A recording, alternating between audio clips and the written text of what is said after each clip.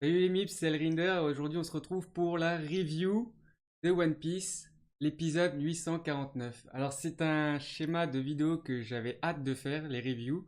Quelque chose que je regarde régulièrement sur d'autres chaînes. Et ça y est, c'est mon tour d'en faire. Du coup, c'est parti pour l'épisode 849 de One Piece.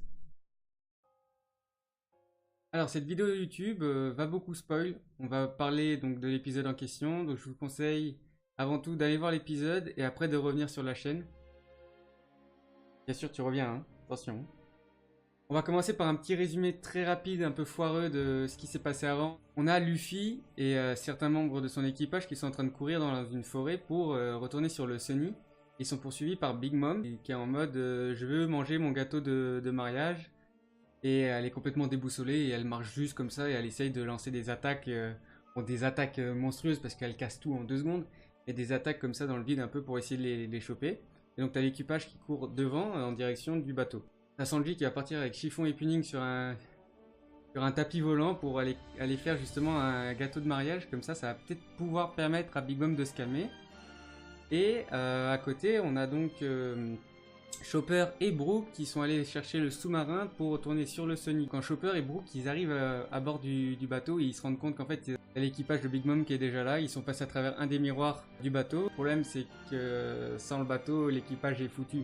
Alors Brook et Chopper vont décider d'y aller et d'essayer de défendre le bateau comme ils peuvent. Et là j'ai envie de dire déjà, premier point, alors c'est pas sur cet épisode mais c'est sur celui d'avant, Brook qu'est-ce qui devient de plus en plus classe, c'est un truc de fou. Pour moi, il a vraiment quelque chose de plus par rapport à, par exemple, le Chopper qui est à côté de lui, où je ressens vraiment rien quand je regarde Chopper se combattre. Par contre, Brook, il est vraiment... Ah, il est badass, quoi. Il est vraiment badass. En plus, il a une forme qu'on avait... J'ai pas souvenir d'avoir déjà vue, et je sais pas comment on l'appelle. Donc moi, je vais l'appeler la forme Soul King. C'est quand il y a son âme qui est carrément derrière lui, et il combat du coup avec son âme. Et c'est vraiment un peu... C'est juste trop stylé, en fait. Voilà, c'est... Du coup, Brook et Chopper vont défendre le bateau, mais au bout d'un moment, ils vont se faire avoir par le mec Candy, le mec qui fait pèlerine tout le temps là. Du coup, le Candy Boy, on va l'appeler comme ça, a réussi à empêcher Brook et Chopper de bouger en les remplissant en fait de bonbons, carrément. Donc ça fait des statues de bonbons. Et du coup, on se retrouve là maintenant, tout de suite dans l'épisode 849. Et qu'est-ce qui se passe déjà dès le début? On arrive sur du Luffy qui va sortir une bonne attaque des familles contre justement le mec Candy Boy. Il va lui lâcher un petit Red Hawk, donc le coup de poing enflammé, et il va défoncer le mur de bonbons qu'il avait fait devant le bateau pour les empêcher d'arriver à eux. Déjà là, tu ressens un peu la bonne puissance de Luffy, tu sais que t'es là, il est pas là pour rigoler. Et une fois qu'il a détruit ce mur, en fait, Luffy continue son attaque vers le Sunny. Et t'as du coup Katakuri qui va venir à la rencontre du point de Luffy. Et il va le bloquer aussi avec son haki. Et il va faire un échange où Luffy va être projeté en arrière. Et là, du coup, ils se rendent compte que bon, c'est un peu la merde, quoi. T'as Chopper et Blue qui sont figés dans du bonbon. T'as Katakuri qui bloque le chemin du bateau. Et t'as Big Mom derrière. Bon, là, il reste plus grand chose à faire. Du coup, l'objectif de Luffy, ça va être de dégager Katakuri. L'équipage va essayer de prendre le contrôle du bateau et d'utiliser le boost de cola. Le boost de cola pour partir loin. Le problème, c'est que t'as l'homme bonbon qui va figer le bateau. Ça va empêcher du coup l'équipage de s'enfuir. Pendant ce temps, t'as Luffy qui combat Katakuri et qui essaye tant bien que mal de lui faire des dégâts, mais dans ses attaques, en fait, Luffy va pas toucher. Il va passer à travers, donc à travers son pouvoir. Et ce qui est pas normal, parce qu'on nous a expliqué dans One Piece que quand tu utilises le haki, tu touches. Même les personnes qui ont des pouvoirs des fruits du démon, tu peux les toucher avec le haki. Et on est tous d'accord pour dire que Luffy utilise le haki quand il l'attaque. Alors pourquoi il le touche pas? Moi j'ai une petite théorie qui me vient à l'esprit. En fait, ça serait plus de la logique qu'autre chose. Le seul moyen que je vois de justifier ça, c'est que en fait, Katakuri, il utilise son haki de vision de quelques secondes en avance pour voir là où l'attaque de Luffy va toucher. Et à ce moment précis, il esquive du coup l'attaque de Luffy avec son pouvoir. Et donc tu as la sensation que Luffy touche pas et qu'il passe à travers, mais en fait c'est juste Katakuri qui utilise son pouvoir pour esquiver. Alors est-ce que c'est ça ou est-ce que c'est autre chose? Je sais pas, mais moi je pense vraiment que c'est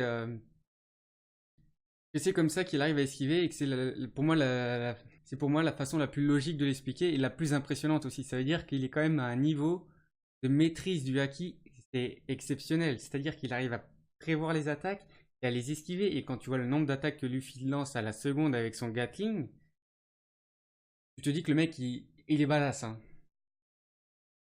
Et justement, j'étais curieux de voir un peu parce qu'il me semble pas qu'on ait entendu parler de la prime de Katakuri. Et en fait, je vais voir un peu sur internet. Alors je sais pas si c'est actuel ou si c'est pour plus tard, mais là sa prime de ce que j'ai lu, elle est à 1,57 milliard de berry. Quand tu vois ça, tu te dis qu'en fait le mec, ouais, c'est possible qu'il maîtrise et que cette théorie, elle soit vraie, quoi. C'est vraiment le mec au top. Bon, du coup, en dehors de ça, donc le deuxième problème qu'on a pour s'enfuir avec l'équipage, c'est que t'as le mec Candy qui a bloqué le bateau. Et là, il n'y a pas 36 solutions, quoi. Faut défoncer ce mec-là, sinon on pourra jamais s'échapper. Et c'est à ce moment que Pedro rentre en scène.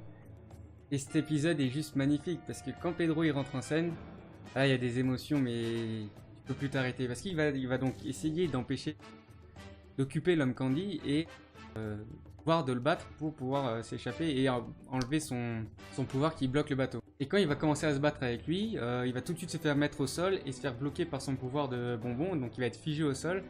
Au niveau du cou, il pourra plus faire grand chose.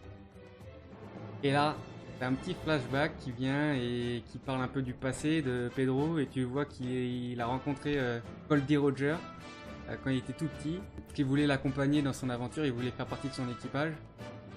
Et Roger lui a juste dit que son moment viendra. Et du coup, en dehors de ce flashback, donc pendant ce temps, Candy Boy, comme je l'appelle, il est en train de se moquer un peu de Pedro parce que c'était lui qui l'avait la première fois raccompagné hors du domaine de Big Mom.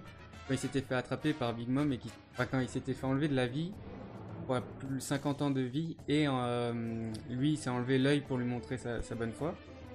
Candy Boy il se moque un peu de lui, il lui dit ah bah tu vois, est-ce que ça valait vraiment le coup de peu de temps qui te reste à vivre, de faire ça et tout, tu vas finir dans l'ombre. Et là, Pedro, son objectif à lui, c'était d'incarner la nuit avant le jour qui se lève. Donc c'est un peu la métaphore du... grâce à lui, il y aura toujours un moment où le jour va se lever, où des personnes vont venir éclairer le jour. Et pour Pedro, Luffy, c'est la relève de Goldie Roger. À travers Luffy, il voit Goldie Roger. On voit cette scène un peu avant. Et du coup, Pedro a choisi de soutenir Luffy dans cette aventure et il est prêt à se sacrifier pour permettre à Luffy de continuer de devenir l'homme qu'il pense qu'il va devenir.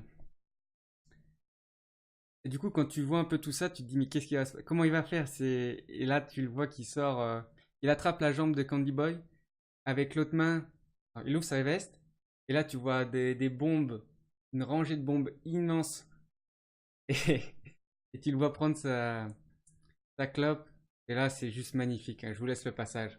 今がその時だ。これでユガラの魔法もすべて解けるよな。爆弾！よせ貴様！何を考えてる？離せ！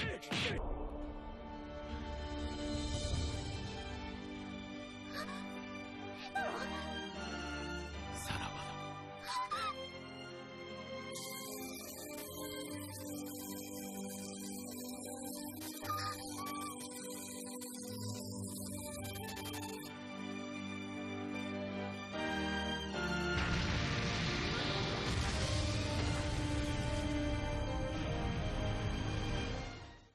Voilà, rien que dire revoir le passage, ça me met des frissons. C'est vraiment juste épique comme moment. C'est le visage des personnages, l'explosion, il y a tout qui est magnifique.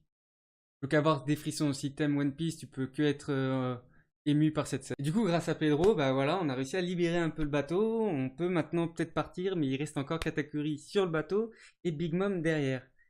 Alors j'ai hâte de voir comment ils vont se débrouiller, si Luffy va réussir un peu à contrer Katakuri, est-ce qu'il va réussir à lui mettre 2-3 coups, et comment ils vont faire pour s'échapper.